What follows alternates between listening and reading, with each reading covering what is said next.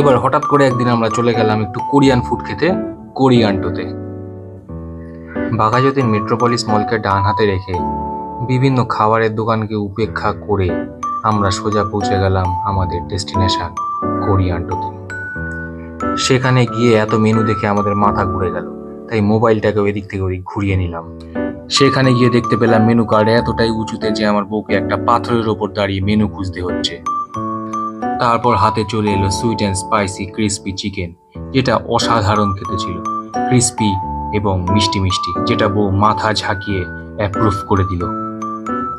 তারপর হাতে চলে এলো ফেমাস পটাটো কর্ন ডগ, যার ভিতরে চিকেন সসেজ এবং চিজের লেয়ার, ওপরটা ক্রিস্পি।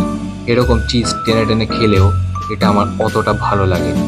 দামটা তোমাদের জন্য এখানে দিয়ে দিলাম। খাবারে যখন লোভ দিয়েই দিলে তো চ্যানেলটাকেও সাবস্ক্রাইব করে দাও।